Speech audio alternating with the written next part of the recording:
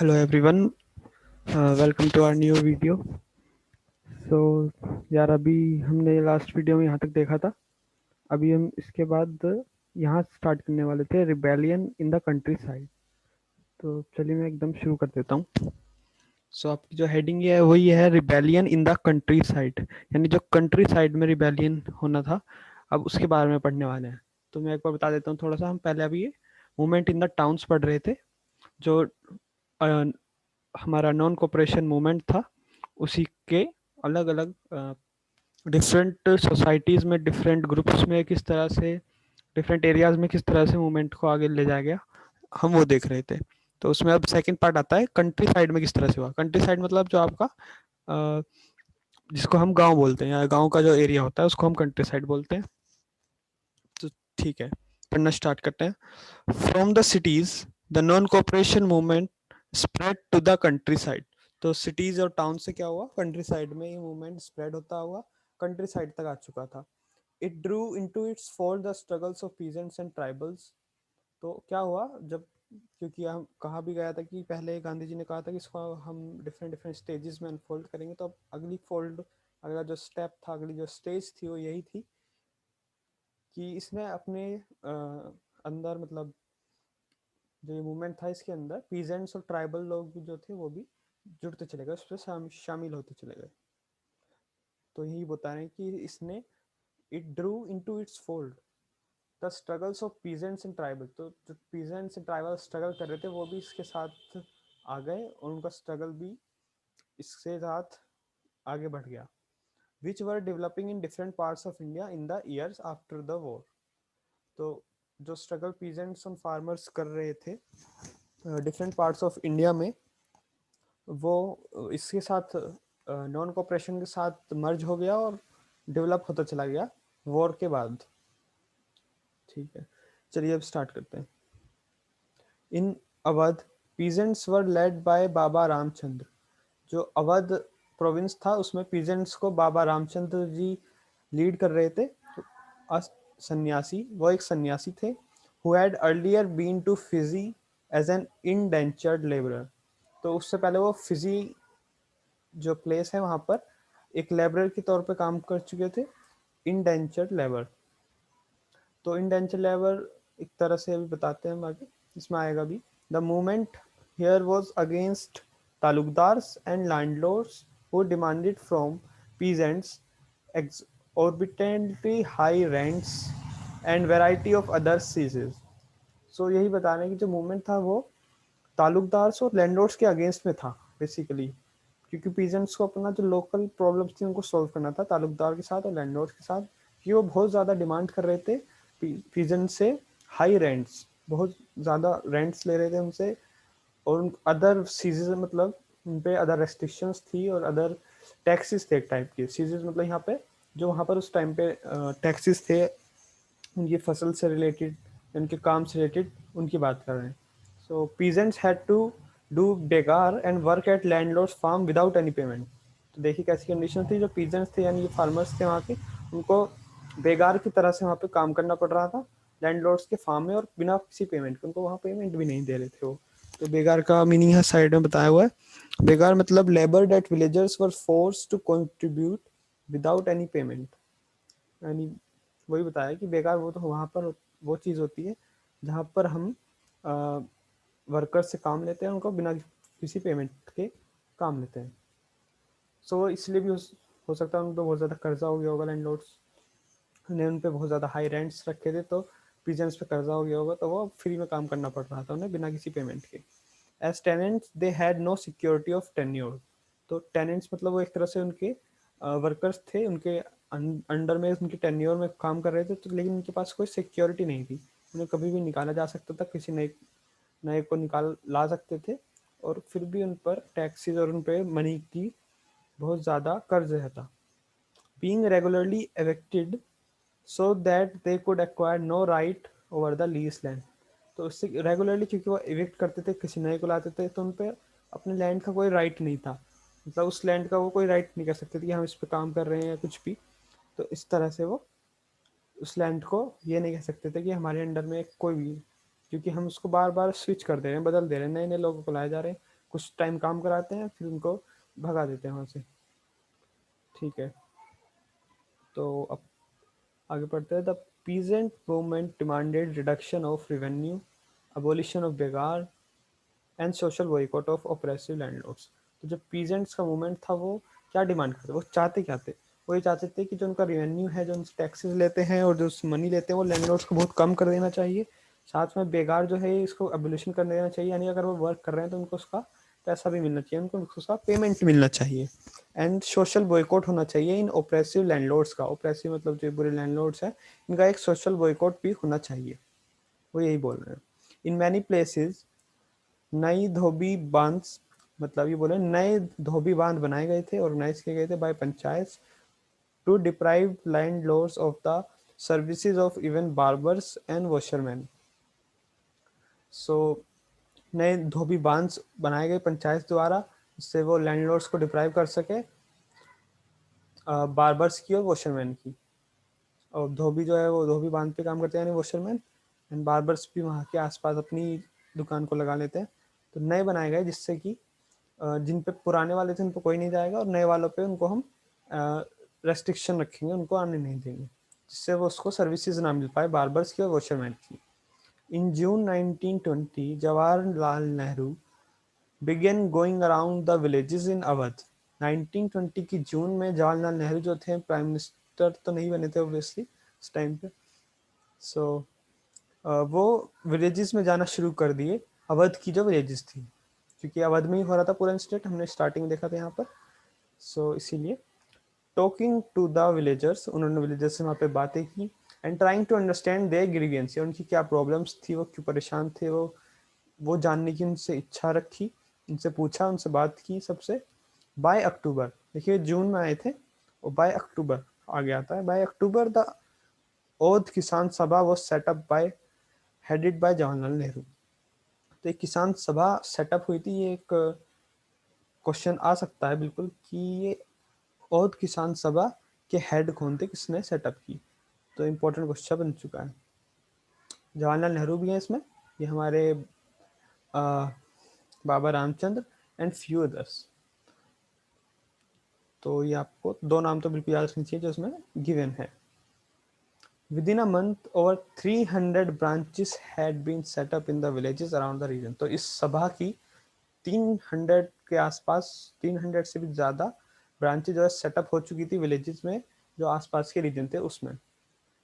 So when the non-cooperation movement began the following year, the effort of the Congress was to integrate the Awadh peasant struggle into their wider struggle. तो जवाहरलाल नेहरू कांग्रेस के थे, तो उनका effort ये था कि peasants की हेल्प करके, उनकी किसी तरह से उनकी बातें सुन के उनको वो अपने साथ जोड़ेंगे और नॉन कॉपरेशन मूवमेंट को और ज़्यादा एक अच्छा मूवमेंट बनाएंगे और ज़्यादा बड़ा मूवमेंट बनाएंगे।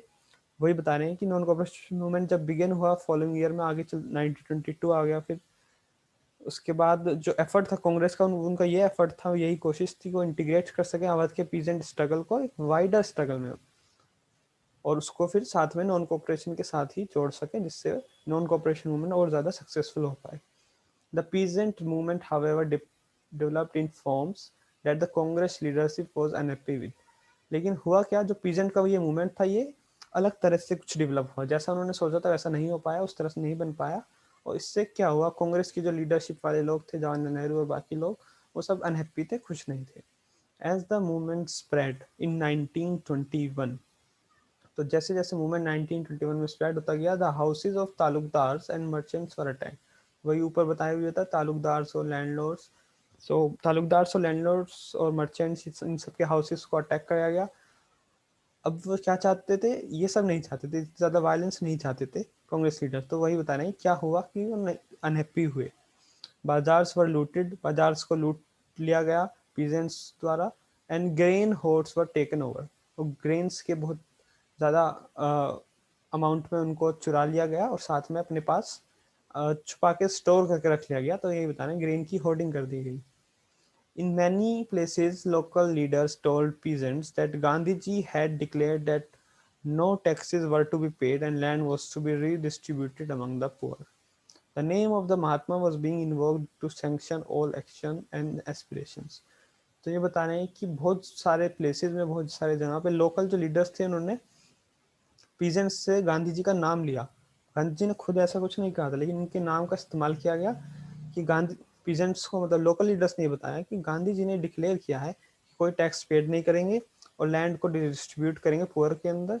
तो name of the Mahatma was being invoked to sanction all action and aspiration. मतलब महात्मा गांधी के नाम को इस्तेमाल कर रहे थे जिससे सारे कोई भी एक्शन या एस्पिरेशन या कोई भी उनकी काम पूरा हो सके और लोग उसको फिर क्योंकि गांधी जी की बात लोग सुनते थे, मानते थे, तो गांधी जी का सोच के ये सब चीज़ें फिर सैंक्शन की गई, मानी गई, लागू की गई। सो अब ये आपका एक बॉक्स है, इसको आप पढ़ सकते हैं, ये आपकी सेल्फ नॉलेज के लिए, और इस सोर्स है कि कहाँ पे कहाँ से क्या लिया गया था, मतलब थोड़ा एक्स्ट्रा नॉलेज के लिए ये, तो ये आप खुद भी पढ़ सकते हैं, ये एग्जाम पॉइंट ऑफ व्यू से इतना इम्पोर्टेंट नहीं है। चलिए अब आगे बढ़ते हैं। अभी हम पीजेंट्स का देखा अवध में, ट्राइबल पीजर आगे बढ़ते हैं। Tribal peasants interpreted the message of Mahatma Gandhi and the idea of Swaraj in yet another way. तो जो आइडिया था स्वराज का, उनको जो मैसेज था महात्मा गांधी का, उसको ट्राइबल पीजन ने अलग तरीके से समझा, उनको अलग तरीके से लिया। तो पढ़ते हैं आगे। In the Gudem hills of Andhra Pradesh for instant, तो ये बता रहे हैं कि, चलिए एक एग्जांपल लेके देखते हैं कि जो गुडेम हिल्स था आंध्र प्रदेश में, अब किस चीज़ का एग्जांपल ले रहा हूँ, यही क्या कि किस तरह से उन्होंने अलग तरीके से लिया, ये पढ़ने वाले हैं। A militant guerrilla movement spread in the early 1920s। तो एक मिलिट्री का गुरिल्ला मूवमेंट हुआ जो स्प्रेड हुआ 1920 में। गुरिल्ला मूवमेंट वो होता है जब आप किसी पर एक तरह से छुप के अटैक करते हैं। अभी मतलब गुरिल्ला मूवमेंट यही होता है कि आप कहीं पर छुपे हुए हैं और फिर आप उनको अचानक से अटैक कर दे, तो इस तरह की मूवमेंट स्प्रेड हो गया था। तो वही बताने आगे, not a form of struggle, ये कोई फॉर्म नहीं था स्ट्रगल का, that the Congress could approve. Congress इस तरह की चीज को अप्रूव नहीं करती थी कि आप इस तरह से किसी पर अटैक कीजिए, कोई काम कीजिए, कोई मूवमेंट कीजिए, यही बता रहे हैं। Here as in other forest region, तो ये फॉरेस्ट रीजन में ज़्यादा होता था एक्चुअली, क्योंकि वहाँ छुपने की जगह रहती थी, घास के अंदर छुपना, मतलब झाड़ियों के अंदर, तो इसीलिए थोड़ा गोरिल्ला मूवमेंट है, क्योंकि वहाँ पर गोरिल्ला वर्ड गोरिल्ला से लिया गया है बिल्कुल। सो यही बता रहा है। The colonial government had closed large forest areas, preventing people from entering the forest to graze their cattle। और क्या हुआ, फॉरेस्ट रीजन में कॉलोनियल गवर्नमेंट ने क्लोज कर दिए सारे फॉरेस्ट एरियाज को, जिससे पीपल अपने कैटल्स को, अपने जो गाय भैंस होती है उनको, काउस को ग्रेज करने के लिए ना ला पाए फॉरेस्ट में, नहीं तो क्योंकि फॉरेस्ट सारे खत्म हो जाएंगे इस तरह तो। और to collect fuel wood and fruits, तो फ्यूल वुड बोल रहे हैं जो वुड हम यूज़ करते हैं जलाने में, जो चूल्हा जलाते हैं गांव में, उसमें वुड का यूज़ हो जाता है। तो ये फ्यूल वुड ना खरीदें, तो वहाँ से काट के ना ले जाएं पेड़ वगैरह। और फ्रूट्स जो है, फ्रूट्स ना ले जाए, ऑब्वियसली पेड़ खराब हो जाएंगे और आगे पेड़ नहीं आ पाएंगे फिर। सो इसलिए इन्होंने वहाँ पर, कांग्रेस ने नहीं, कॉलोनियल गवर्नमेंट ने ये हमारा रेस्ट्रिक्शन लगा दिया फॉरेस्ट एरियाज में।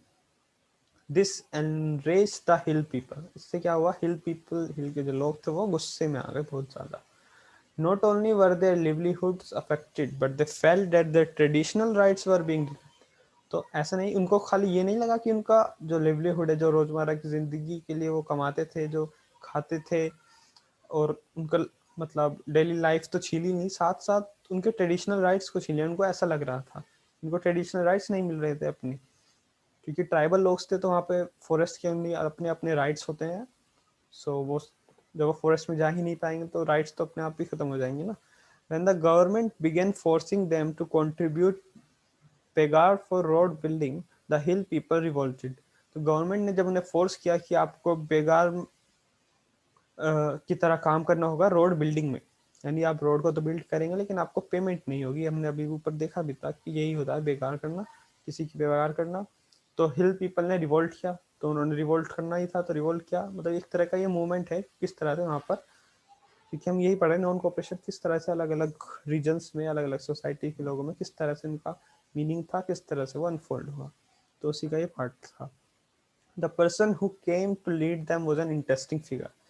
तो जो पर्सन उन्हें लीड करने के लिए आया होते, अब हर मूवमेंट में एक लीडर जनरली बन ही जाता है, कोई तो है जो उनकी बात रखेगा सबके सामने, और उनमें से एक लिस्का है जो कि एक इंटरेस्टिंग फिगर थी। तो ये आपके लिए इतना इम्पोर्टेंट है कि ये एक इम्पोर्टेंट क्वेश्चन बनेगा। उनका नाम था अलूरी सीताराम राजू। ये एक इम्पोर्टेंट है। Alluri Sitaram Raju claimed that he had a variety of special powers। उन्होंने क्लेम किया उनके पास स्पेशल पावर्स हैं, जैसे मैजिकल पावर्स होते हैं इस टाइप से। सो यही बता रहे हैं इसमें। ओके, तो इन्होंने कहा कि इनके पास स्पेशल पावर्स हैं। तो पावर्स क्या थे वो देख लेते हैं अब।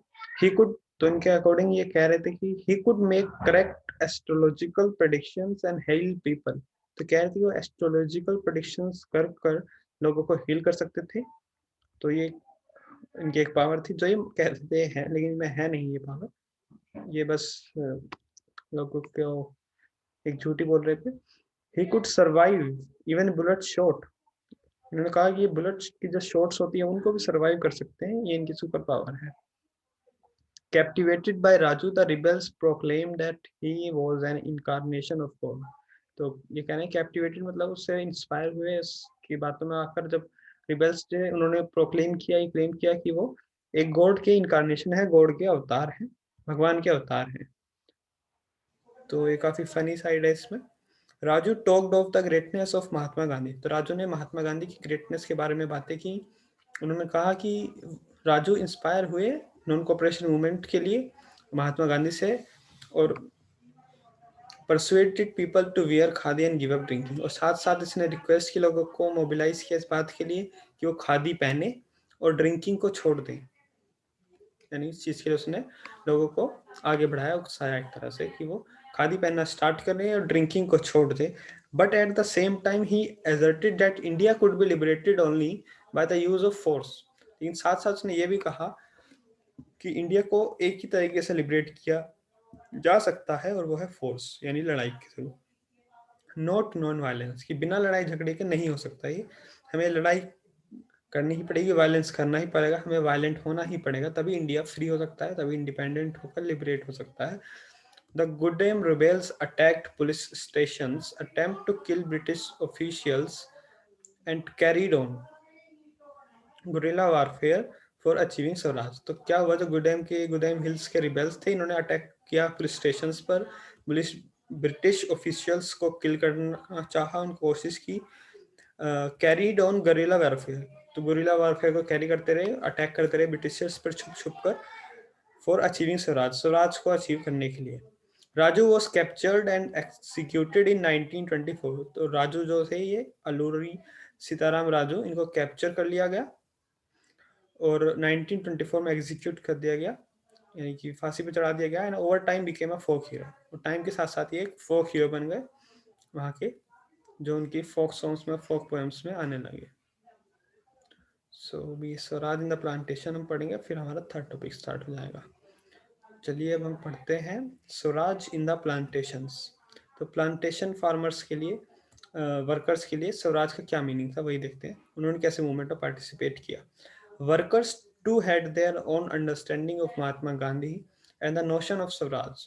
तो वर्कर्स जो थे उनकी अपनी अंडरस्टैंडिंग थी महात्मा गांधी के लिए, महात्मा गांधी क्या है, कैसे इंसान है, कैसे वो आइडिया रखते हैं, उनका अपना एक अलग नोशन था स्वराज का। For plantation workers in Assam freedom means the right to move freely in and out of the confined space in which they were enclosed। तो जो प्लांटेशन वर्कर्स थे उनके लिए फ्रीडम का मतलब ये था, यानी असम में जो प्लांटेशन वर्कर्स थे उनकी बात कर रहे हैं, उनके लिए फ्रीडम का ये मायने था कि वो फ्रीली अपने कन्फाइंड स्पेस में इन एंड आउट कर सके, मूव कर सके फ्रीली, या जहाँ मन करे वहाँ जा सके अपने एरिया में। इन विच दे वर एनक्लोज, मतलब उनको एक बहुत छोटा सा एरिया दिया गया था कि आप इतने ही एरिया में रहेंगे, ना बाहर जा सकते हैं, ना वहाँ से कोई अंदर, बाहर से अंदर आ सकता है। तो कहा कि ये हट जाना चाहिए, हमें फ्रीली मूव करने की आज़ादी होनी चाहिए। And it meant retaining a link with the village from which they had come. And इसका ये भी मतलब था उनको अपने विलेज से लिंक रखने का अधिकार भी होना चाहिए, वो कहाँ से आए हैं, वो जहाँ मन चाहे वहाँ जा सकते हैं, अपने विलेज जा सकते हैं, कहीं भी उन्हें आने जाने की परमिशन होनी चाहिए, फ्रीडम होनी चाहिए।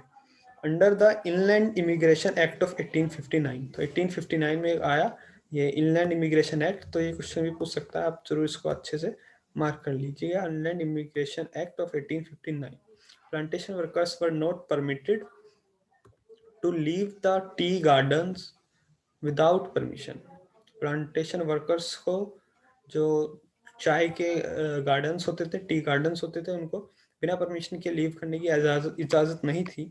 In fact they were rarely given such permission. उनको रेयरली ही ऐसी कोई परमिशन मिलती थी, कभी कभी, बल्कि बिल्कुल रेयरली, कि आप नहीं जा सकते, और परमिशन मिलना बहुत ही मुश्किल था उनके लिए। When they heard of the non cooperation movement, जब उन्हें नॉन कोऑपरेशन मूवमेंट के बारे में पता चला, तो क्या हुआ, thousands of worker डिफाइड the authority. तो थाउजेंड्स ऑफ वर्कर्स ने अथॉरिटीज को डिफाई किया, अपनी उनकी बातें नहीं मानी। Left the plantations and headed home, और अपने प्लांटेशंस को छोड़ के वो अपने होम चलने लगे। विलेज जो उनका था, मेन जो था जिसकी बात अभी की है इन्होंने, retaining a link with village, तो अपने होम की तरफ चलने लगे। They believe that Gandhi Raj was coming and everyone would be given land in their own villages. उन्हें ये भरोसा था, ये बिलीव करते थे कि जो गांधी जी का राज आ रहा है और सबको अपने अपने गांव में लैंड मिलेंगे फार्मिंग करने के लिए और प्लांटेशंस करने के लिए। They however never reach their destination, हालांकि वो कभी अपने डेस्टिनेशन पे पहुंच नहीं पाए, जहां वो जाना चाहते थे, कभी अपने घर पहुंच नहीं पाए। स्टैंडर्ड ऑन द वे, जो अपने रास्ते में चल रहे थे उस टाइम पे, by railway and steamer strike, they were caught by the police and brutally beaten up. और रास्ते में ही बीच में ये रेलवे के थ्रू और स्टीमर जो रेल होती थी उसके थ्रू जा रहे थे, तब उनको बीच में ही पुलिस ने पकड़ लिया और उनको ब्रूटली बीट किया, बहुत ज्यादा ने बीट किया, और फिर वो पहुंच नहीं पाए जहां वो जाना चाह रहे थे। चलिए अब देखते हैं आगे। The vision of these movements were not defined by the Congress programme. तो जो उसका विजन था मूवमेंट का, कांग्रेस के द्वारा डिफाइन नहीं किया गया था। They interpreted the term swaraj in their own ways. Congress ने नहीं कहा था कि आप ऐसा कीजिए, लड़ाई कीजिए, अटैक कीजिए, जो हमने ऊपर देखा। ये उनका अपने तरीके थे उसको इंटरप्रेट करने के। उन्होंने कैसा समझा उस स्वराज वर्ड को, अपने तरीके से उन्हें समझा। तो वही मैं कह रहा था अभी, कि हर वर्ड हर इंसान के लिए अलग अलग तरीके से समझ में आता है। कोई वर्ड किसी को बहुत अच्छा लग सकता है, कोई वर्ड बहुत किसी को बुरा लग सकता है। सबकी अपनी अपनी एक थिंकिंग होती है और एक पॉइंट ऑफ व्यू होता है। Imagining it to be a time when all suffering and all troubles would be over. तो स्वराज को एक इस तरह समझ रहे थे कि स्वराज एक ऐसा टाइम आएगा जब सारी सफरिंग्स और सारी ट्रबल्स खत्म हो जाएंगे। लेकिन ऐसा कुछ नहीं है, स्वराज के सब अपने मीनिंग है। देखिए मैं कुछ बता नहीं सकता fix. Yet when the tribals chanted Gandhiji's name and raised slogans demanding Swatantra Bharat. हालांकि जब ट्राइबल्स ने गांधी जी का नाम लिया, नाम के जयकारे लगाए और स्लोगन्स को रेस किया, स्वतंत्र भारत, कि भारत, हमें स्वतंत्र भारत चाहिए, स्वतंत्र भारत के उन्होंने नारे लगाए। They were also emotionally relating to an all India agitation. तो एक ऑल इंडिया फीलिंग को बहुत ज़्यादा वो इमोशनली अटैच थे और उसको भी रिलेट कर रहे थे उससे। पूरा इंडिया हमारे साथ है, पूरे सब इंडियन साथ हैं। When they acted in the name of Mahatma Gandhi or linked their movement to that of Congress, they were identifying with a movement which went beyond the limits of their immediate locality. तो जब महात्मा गांधी का नाम use कर रहे थे कांग्रेस के साथ, अपने आप को जोड़ रहे थे, लिंक कर रहे थे अपने मूवमेंट को उनके साथ, तो वो खुद को एक बहुत बड़े रूप में आइडेंटिफाई कर पा रहे थे, जो इमीडिएट लोकेलिटी से बहुत ज्यादा बड़ा था। जो उनकी लोकेलिटी में मूवमेंट था उससे बहुत ज्यादा बड़ा मूवमेंट बन चुका था, वो ऐसा कर रहे थे। तो अभी पिक्चर के बारे में देख लेते थोड़ा। ये चौरी चौरा कांड एक हुआ था 1922 में, उसकी पिक्चर बता रहे हैं। एट चौरी चौरा गोरखपुर में एक जगह है, एक पीसफुल डेमोन्स्ट्रेशन हो रहा था बाजार में। ये बहुत ज़्यादा फेमस भी है, इस पर क्वेश्चन ज़रूर आ सकता है कि किस साल में हुआ चौरी चौरा, ये ज़रूर आ सकता है। पीसफुल डेमोन्स्ट्रेशन इन अ बाजार turned into a violent clash with the police. तो बहुत ज़्यादा पीसफुल एक डेमोन्स्ट्रेशन कर रहे थे वहाँ के लोग, लेकिन पुलिस के साथ वहाँ पर बहुत ज़्यादा वायलेंस हो गई, पुलिस ने बेसिकली वायलेंस कर दी। Hearing of the incident Mahatma Gandhi called a hold to the non cooperation movement. जब महात्मा गांधी ने देखा कितना ज़्यादा ब्रूटली उनके साथ बिहेव किया जा रहा है लोगों के साथ, तो उन्होंने मूवमेंट को वापस बुला लिया। तो इस तरह से, तो ये एक तरह से डिक्लाइनिंग पॉइंट है। तो पूछ सकते हैं किस वजह से ये नॉन कोऑपरेशन मूवमेंट किस की क्या वजह रही, एक जिसमें बहुत इंपॉर्टेंट वजह रही जिससे ये चौरी चौरा कांड के थ्रू महात्मा गांधी ने कॉल ऑफ कर लिया मूवमेंट को, वापस बैक ऑफ कर लिया। सो अभी ये थर्ड पार्ट जो हम पढ़ने वाले हैं, सिविल डिसोबीडियंस मूवमेंट। यानी सविनय अवज्ञा आंदोलन, ये अभी हम नेक्स्ट वीडियो में पढ़ने वाले हैं, ये भी बहुत इंपॉर्टेंट है। और ठीक है, चलिए अभी हम इतना ही रखते हैं, बाकी नेक्स्ट वीडियो में करेंगे। आप वीडियो को शेयर कीजिएगा ज़रूर, आपको पसंद आई हो तो लाइक करके सब्सक्राइब करना बिल्कुल मत भूलना। Thank you all.